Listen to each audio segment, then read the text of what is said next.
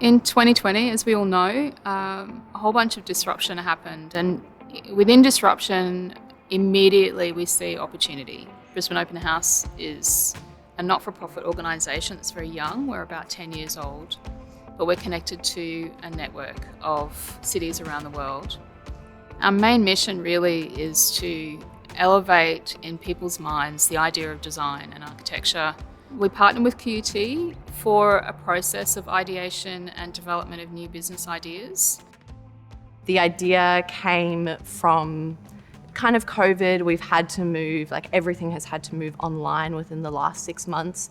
And so because they can't have their in-person events, we wanted to create something really physical. In the book, you would find interviews from industry partners. We did also reach out to Belinda Daly, who is the head educator of St. Helena Island, and she provided us with lots of guidance in making sure that the book is still considerate of the traditional landowners. We did really want to make sure that we were acknowledging that. In the book, we have a lot of elements that really pull from the physicality of the buildings that they're responding to. Something physical and really colourful and playful that the audience can engage with.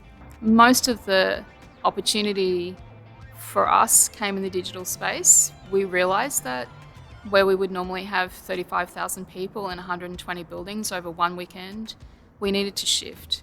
And we needed to shift fairly promptly to a really nice space of accessibility and diversity. When we originally were designing the book, we were conscious that everything is moving to the digital. Some of the original feedback that we got was that maybe there isn't a need for those physicalities, those keepsakes, those kind of items that you really collect and treasure. But in our research, we did find that especially our target audience, which was millennials, are moving again back to the analog. So whether that's with LPs and records or with books.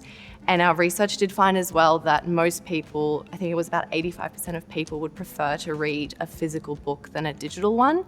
So we found that there was a real market for those really beautiful, special designs, like books. So we really wanted to be beautiful and physical and something that people could really display in their homes, kind of like a coffee table book. When you think about publications and you work in a not-for-profit design-oriented space, there are a few things that immediately come to mind in that pragmatic space. The first thing is cost, and also, of course, longevity. So if you're developing a document that's digital, as we all know, it can be republished and repurposed. When you create a tangible paper product, one of the things that it does is it draws a line at that time.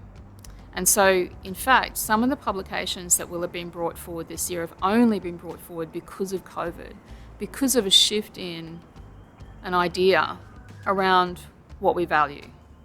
And genuinely, what we actually value is memory and connection.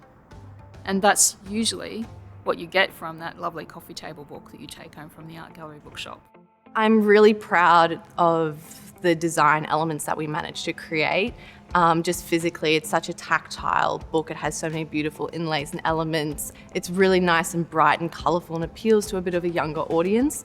But yeah, I'm just really proud of the designs that we were able to come out with, especially with the relation to the Masonic Lodge laminations in the stone and the artistic interpretations that we made of those. During the project, we had to develop lots of new skills. I personally had to learn photography and a bit of videography, but after university, I would really love to continue to work as a graphic designer and kind of bring these really beautiful physical projects to life in a new and exciting and really playful way.